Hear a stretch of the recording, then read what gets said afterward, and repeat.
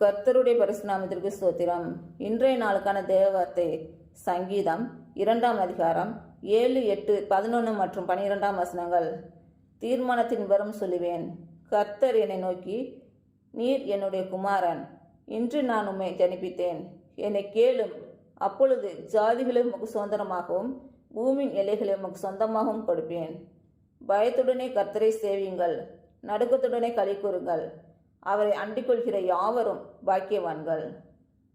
இன்று பிறந்த நாள் மற்றும் திருமண நாள் காணும் அனைவருக்கும் இயேசு கிறிஸ்துவின் நாமத்தினாலே வாழ்த்துக்கள். கர்த்தர் உங்கள் பலவீனங்களை மாற்றி உங்களுக்கு பலத்தை கட்டளையிடுவாராக.